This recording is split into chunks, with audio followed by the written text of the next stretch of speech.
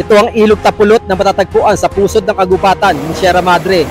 Andito tayo ngayon upang akyatin ang isang bundok na matatagpuan sa bayan ng Maria Aurora. Nasasakop ng probinsya ng Nueva Vizcaya ang bundok na ito, ngunit para sa mga tribong Ilongot na naninirahan sa bayan ng Maria Aurora, ang bundok na ito ay bahagi pa ng kanilang hunting ground.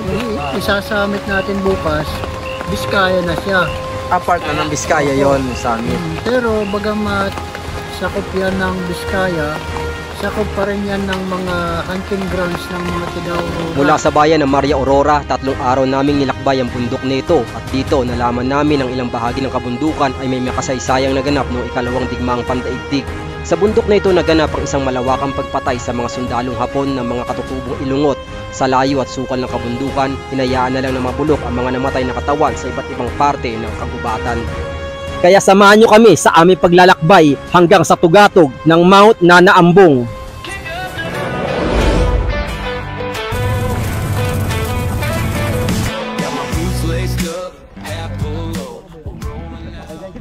Tayo pa lang yung unang pupunta sa bundok na to. So, gagawa tayo ng history. Para malaman natin kung ano yung mga info, details na nasa bundok. Pagdating sa halaman, sa insekto, sa hayop, or kung anong tradisyon na meron doon. Ngayon sa Nanaambong exploration natin, pinaghandaan natin, bumili tayo ng bota. Dahil nung last time, yung exploration natin na Mount Menpage, so nagkaroon tayo ng injury. So nasugatan yung hilalaki natin at natanggal yung kuko natin. Ngayon, para maiwasan natin yung mga tinik, yung mga sanga na nakakalat, yung mga ahas, medyo marami rin tayong mga na-encounter nung mga last time na mga exploration natin. So mas safe gumamit ng bota. Mula sa jump off sa eksaktong lokasyon ng Tatamunding Resort ay may 1 oras ang lakaran at kinakailangan tumawid ng ilog. Madalas na may mini truck na nasasakyan mula dito sa jump off hanggang sa paanan ng bundok. Ngunit sa mga oras na to, ginagamit yata ang sasakyan sa paghakot ng buko, kaya napilitan kaming maglakad.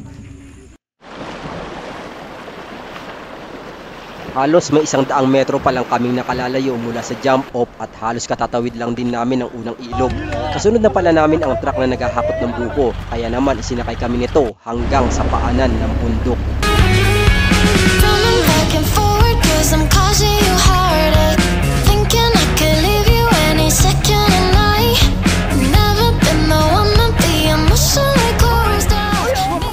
Noon kami nakarating dito sa paanan ng bundok. Nakasave kami ng 30 minutes sakay ng 4x4 na mini truck. Mabuti na lang na available doon sa ilog. Habang papasok kami nakabundukan, unti-unti naman pumapatak ang medyo hassle lang ngayon sa exploration na to. Masama yung panahon ngayon. Medyo may mga pabadya-badyang pag-ulan. Inaasahan ko mukhang aabutin to hanggang hapon. Yung mga ganitong klase ng bago natin ituloy ang kwento sa paglalakbay sa kabundukan, balikan muna natin ang Ilongot Tribe Hall sa Barangay Bayanihan kung saan dinidiscuss ng lead guide ang possible route at campsite hanggang sa summit ng bundok. Dito ang Tatamunding. Tapos dito tayo dadaan. Ilog yun. Ito yung falls na liniliguan ninyo bago ito mag-asol. Narating na natin itong unang ilog kung saan merong mga 3 maliliit na waterfalls. Dito tayo dadaan sa kaliwa. Kaliwa na tayo. Saan mo yung Quirino? Ito yung dadaanan natin. Ano yung kulay brown na yung Quirino niya? Quirino na po yan. Saan yung summit? Dito lalabas tayo rito. Kaya dala natin lahat ng gamit natin. Dito dadaanan natin. Tapos babalik tayo. Dito tayo lalabas. Pauwi na.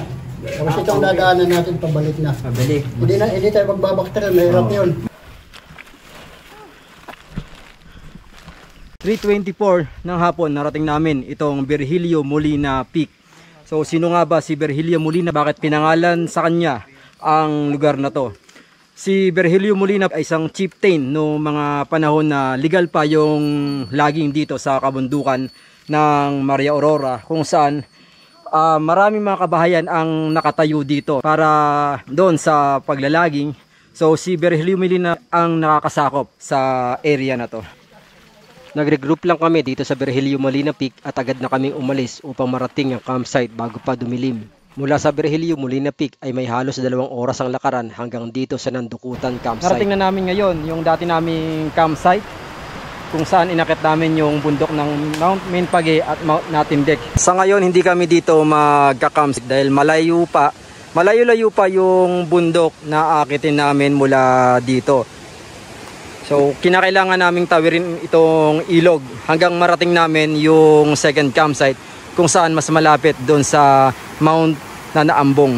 Ito ang itsura ng Nandukutan campsite nung inakyat namin ang Mount Menpage. Tinatawid na namin ngayon yung ilog mula doon sa dating campsite namin patawid sa kasunod na campsite. Mula dito sa Nandukutan River, halos may mahigit 1 oras bago marating ang aming target campsite. Banayad o flat trail at matalahib ang mga kasunod na aming dinaraanan hanggang sa mga ilang minutong paglalakad ay maputik na mga trail dahil sa patuloy na pag-ulan. Dahan-dahan! Baka maputol yung tinatapakan natin, kaya isa-isa lang ang pagtawid dito. So, itong mga trail na to ay familiar na rin sa amin nung inakyat namin yung Mount Atondo or Mount Otonaw. So yung kasunod na bundok naman ang aming akitin ngayon, yung Mount Nanaambong. Unti-unti na rin naging masukal ang aming pinapasok at dito mapanganib na ang kasunod na mga trails. Medyo delikado dito sa part na to. Ito yung dating tulay na tinatawid namin nung inakyat namin yung Mount Atondo. So mukhang marupok na to at yung ibang part ay nagiba na rin. Kaya ngayon mas safe bumaba na lang dito sa bangin at packet ulit dito sa kabilang side. Okay, nandito na tayo sa part kung saan hindi na familiar sa atin yung trail. Dahil dito, kung didiretsuhin natin to, ito yung trail papunta doon sa Mount Atondo na dating inakyat na rin namin. Ngayon, dito gumawa ng trail si Tata, yung ating guide, para tahakin yung trail papunta doon sa Mount Nanaambong. At dito nagsisimula na mag-bushwalk dahil may mga part na masyadong masukal. So medyo magtatagal na yung trekking namin dito hanggang makarating doon sa campsite. At habang pababa kami dito, naririnig na namin yung aligasgas ng ilog. So sigurado tatawid na namin kami ng panibagong ilog bago namin marating yung campsite. Mula dito sa itaas ng kagubatan, kitang-kitang malakas na agos ng ilog dahil sa sama ng panahon. Kaya kailangan konting ingat sa pagtawid dito sa ilog. Lalo na't may mga sensitibo tayong gagamitan na nandirito. At yun, yung mga nauna nating mga kasama, nakikita natin na tumatawid na ng ilog. At makikita nyo kung gaano kalalim yung ilog na tatawirin namin ngayon. Bumalik yung mga kasama natin, hindi tinuloy yung pagtawid dahil mukhang malalim doon sa bandang gitna. Dahil yung mga backpack namin inaabot ng tubig. Pag-isipan muna namin dito kung anong dapat namin gawin para makatawid doon sa kabilang side ng ilog. Upang makatawid sa kabilang side ng ilog, maswerte na lang at may nakita kami mababaw na parte ng tubig na hindi kalayuan sa direksyon ng campsite. And yun, natawid na natin yung ilog mula doon sa kabilang side hanggang dito. Ngayon tatanungin natin yung guide natin kung dito na ba tayo magtatayo ng camp dahil dumidilim na rin. Tayo dito na ba tayo magka-camp? Dito na? Okay. Okay, ngayon first day dito muna kami magtatayo ng campsite pagkatawid namin ng ilog dahil bukas namin babakbakin yung summit ng Mount Nanaambong. Ito ang Tapulot campsite. Tinawag itong Tapulot dahil ito ay nasa gilid lamang ng Tapulot River. Okay, nag-advise nga pala si Tata, yung ating guide, si Tatay June, na dito lahat sa itaas magtayo ng hammock. Dito sa taas magtayo ng tent at magsabit ng hammock dahil unsafe doon sa baba dahil nga sa masama yung panahon ngayon, may posibilidad na tumaas ang ilog. So tama naman si Tatay June. So dito dapat lahat sa itaas. So ngayon maghanap tayo ng pagsasabitan ng ating hammock. Dahil masama ang panahon, masyadong basa yung area dito.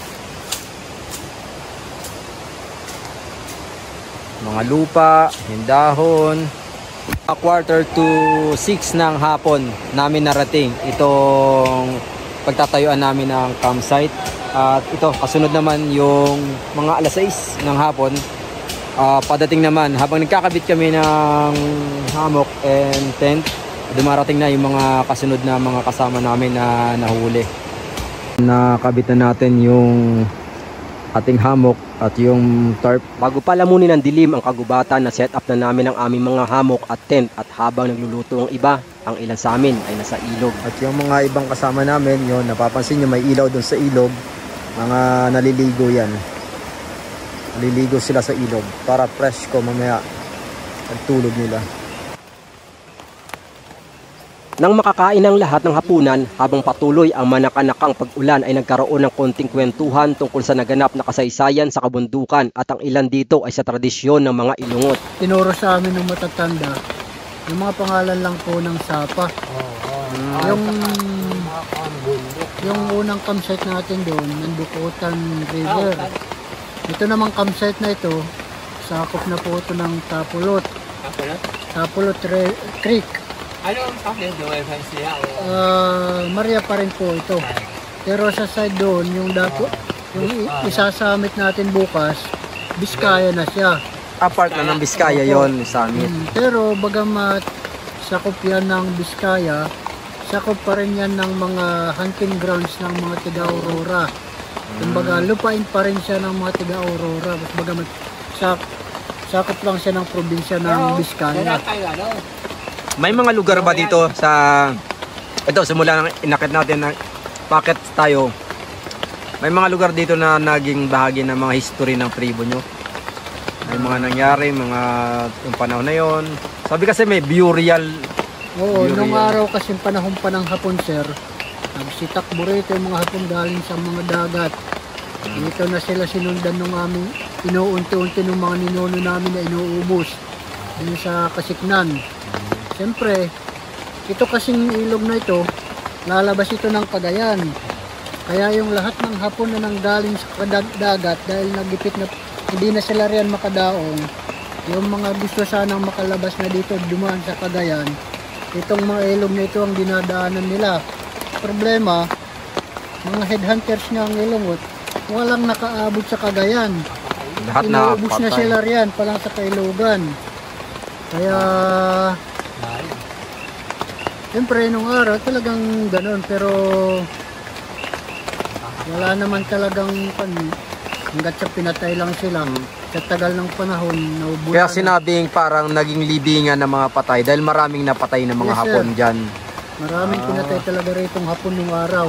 Sign daw yung isang bulaklak na pag namulaklak, headhunting season daw yun. Kasi tag-araw yun, sir. Yung pagbulaklak ng dap-dap na yan, maganda ang panahon. Kaya yun ang nagiging palatandaan nila na mulaklak na yung maganda ng panahon yan. Pumupunta sila sa kung isang lugar kung saan sila yung ayaw kasi sa amin, sir, kumbaga sa ambush. Ambush nga. Binabantayan namin kung saan sila posibleng dumadaan, posibleng umiidib, yung mga bukid. Ano yung bulaklak na dap-dap? Tinatambangan. Dap-dap, sir, yung kumbaga nakakita ka naman na ng puno, may tinik-tinik sa puno. Ano yung paps? Parang fire tree? Oo, parang ganun, sir. Basta't may tinik-tinik yung puno niya, yun ang dap-dap. Parang fire tree. Bakit yun yung naging palatandaan para kumbaga headhunting season na? Siyempre, sir, tumatapang raw ang Ilongot kasi pula ang bulaklak noon eh. Ay, yung pulang bulaklak. Ang bulaklak kasi ng dap sa blank pula. Yan yun yung parang nagiging palatandaan nila na tumatapang sila. Yun. Okay, ito yung second day natin at ang oras natin ngayon ay 8:06 ng umaga. Nandito tayo ngayon sa Camp Tapulot. Kaya tinawag itong Camp Tapulot dahil malapit ito sa Ilog Tapulot. So ito yung magiging campsite bago natin akyatin. So ito na yung magiging campsite kung sakaling sa mga susunod na mga hikers na gustong akyatin yung Mount Nanaambong. So based sa ating mga guide, wala nang water source tayong madadaanan sa pagpapatuloy sa pag-akyat natin sa bundok ng Nanaambong. Kaya dito pa lang sa campsite, kumuha na tayo ng tubig. For the second day natin dito sa Camp Tapulot, maganda yung sikat ng araw ngayong umaga, hindi katulad kagahapon. Mula nung inakyat namin hanggang dito, ang kabundukang ito, tuloy-tuloy ang pag-ulan hanggang sa madaling araw. Sana ngayong pangalawang araw namin hanggang sa marating namin ang tugatog ng Mount Nanaambong, sana maging magandang panahon. 8:45 ng umaga, nagsisimula na kaming magligpit dito sa campsite para akyatin yung tugatog ng Mount Nanaambong. Mukhang mas magiging mahirap na exploration ito hanggang sa pag-akyat ng tugatog ng bundok. Hindi katulad ng mga nakarang inakyat namin dito gaya ng Mount Minpage, Mount Nantidik at Mount Atondo. Dahil sa campsite, iniiwan namin yung mga backpack namin at yung mga iba pang gamit. So ang dinadala lang namin hanggang sa tugatog ng bundok ay yung trekking bag. So ngayon, ang mangyayari, magtatraverse kami mula dito sa Camp Tapulot, patawid ng tugatog ng bundok ng Nanaambong. Pagkatapos namin masecure na malinis ang campsite, nabigay ng safety advice ang aming lead guide. Kasunod ay nagkaroon kami ng maikling panalangin at pagkatapos ay wala na kami inaksayang oras para akyatin ang Mount Nanaambong Summit.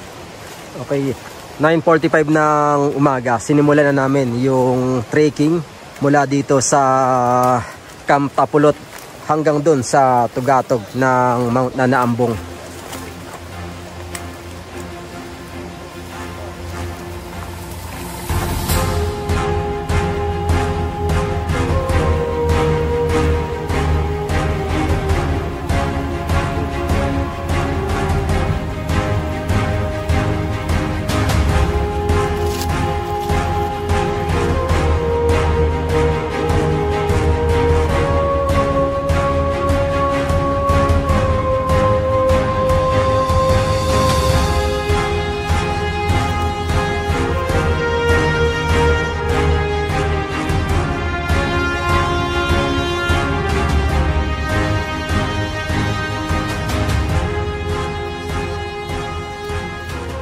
Tumagal yung ating pag-ahon ng 3 minuto dahil nga sa sobrang putik hanggang dito sa medyo patag ng area ng bundok at hindi natin alam kung gaano pa kalayo yung kasunod na paahon ulit. Kung sa loob ng 12 minutes halos banayad lang yung mga trail na tinatahak natin, ngayon nagsisimula na yung assault at kung ilang minuto wala pa tayong idea kung gaano katagal natin to tatahakin. At kung kaganinang umaga napakaganda ng sikat ng araw, ngayon nagsisimula ng pumatak ang ulan at nagsisimula na ring dumilim yung kalangitan. Mukhang maghapon na naman ang ulan hanggang makarating siguro sa campsite. Sana wag naman. Yung mga naunang mga kasama natin nandun sa taas, kaya dito kitang-kita mo na yung mga mahihirap na trail. Sa loob ng 1 oras natawid na yata namin ang isang bahagi ng bundok at dito sa ibabaw sa flat area ang kauna-unahan naming take 5 minutes rest. So, take 5 minutes rest muna kami habang naghahanap ng trail yung aming guide. Dahil nga walang umakit sa kabundukang ito kaya wala pang established na trail. Naging mahaba rin yung pagpapahinga namin, halos mga inabot ng mga 30 minutes. At ngayon nagsisimula na ulit yung trekking namin para ituloy sa pag-akit sa tugatog ng Mount Nanaambong. Makikita ang kasukalan ng kagubatan kaya natagalan ang aming guide sa paghahanap ng madaling ruta. Dagdag pa ang napakaraming matitinik na halaman sa paligid. Kaya naman maski ako ay hindi nakaligtas sa mga tinik. Kahit iniwasan ko na talagang kumakapit dito rin sa bag ko. Masyado masakit. Sa pagtanggal nito, kung wala kang kutsilyo, kailangan mong bumalik.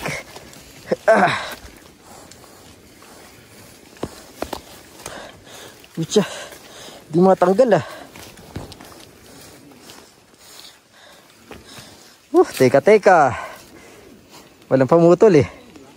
Sa pagpapatuloy pa ng aming paglalakbay, masukal man ang kagubatan ay nakakaaliw ring pagmasda ng paligid nito, lalo na ang iba't ibang uri ng halaman. At dito, hindi na namin namamalayan kung may ilang oras na kami naglalakbay, kaya inaakala na naming tuktok ng bundok ang liwanag ng araw na aming natatanaw mula sa ibabaw. Sa ngayon, hindi natin sure kung sa amin na tong tugatog na to. Medyo maliwanag na. Baka false peak. Oops. Hindi pa pala. Ridge pa lang. Hindi pa summit. Ridge lang. So hindi pa pala summit. Isang ridge na kailangan natin diretsuhin doon. Dahil dito sa part na to, malalim na bangin. Hindi ko lang alam kung nakikita nyo sa video dahil sa kapal ng mga punong kahoy at mga halaman. Halos magtatanghalian na ng kasalukuyang tinatahak namin ng isang ridge ng bundok. Kaya na makarating kami sa isang lugar na halos may sapat na lawak at maayos ang paligid nito. Dito na kami nag-decide na magpahinga at kumain ng tanghalian. Ang oras natin ngayon, eksakto 1:00. Halos 3 hours mula dun sa campsite, narating natin itong area na to kung saan dito kami magla-lunch. So late na. Halos patapos na kaming lahat kumain pero hindi pa nakakarating ang ilang mga kasama naming nahuhuli. Lumipas pa ang ilang minuto, hindi pa rin sila dumadating. Kaya sa haba ng aming pagpapahinga, naramdaman na namin ang matinding lamig ng paligid. Kaya naman naisipan ni Tatay Jun na magpaapoy. Mabuti na lang may dala siyang ilang piraso ng kahoy ng saling. Ito yung kahoy na parang may gas. Kaya kahit basa ang mga sanga ng kahoy na ipinanggatong ay napapaliyab pa rin ito. Habang malakas na lumiliyab naman ang apoy ay unti-unti nang pumapatak ang ulan. Habang hinihintay namin yung mga kasama naming nahuli, pansamantalang naglagay muna kami ng tarp dahil masama yung panahon, medyo umuulan-ulan. Nang dumating na mga kasama naming nahuli, nagpahinga lang sila sandali at sabay-sabay na kami nagpatuloy sa paglalakbay. 2:48, umalis kami doon sa area kung saan kami nag-lunch nung after makapagpahinga ng mga nahuhuli kanina. At sa loob pa ng halos isang oras na patuloy naming paglalakbay, mga 5 minutes na babaan natin yung peak 1. At ngayon mag-uumpisa naman para sa assault papunta doon sa summit. At ang inaakala naming 3 hanggang 4 na oras na mararating ang summit ng bundok ay isang maling akala. Alas 5 ng hapon narating na natin itong summit ng Mount Nanaambong. Halos mga nasa 7:45 minutes mula sa campsite bago marating ang tugatog nito. Masyadong masukal ang paligid ng tugatog. Hindi rin makitang tanawin ng mga katabing bundok dahil sa malalagong kakahuyan at makapal na hamog na tumataklob. 5:49, nagsaset up na kami ng kanya-kanyang mga hammock at tent. Yung sa akin, okay na, tapos na.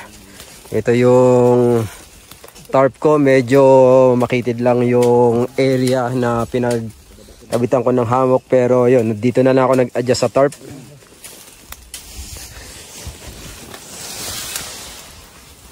So medyo hindi ko na in-straight yung hammock. So ganito lang siya. At doon ko nilagay yung aking tarp para pagpatungan ng backpack. Ito yung last night natin ngayon dito sa bundok. Ngayon puntahan natin yung mga kasama natin doon. Dahil meron tayong sosyal. So kung saan dito nagsasama-sama kami, kwentuhan, tapos may konting inuman. So habang nagluluto, may tumatagay. Yung mga guide natin. Hello guys. Ito guide rin natin. Guys, shot ka muna guys. Ayun, against the light, against the light. Against the light. Patay mo ilaw. Ayan. Okay.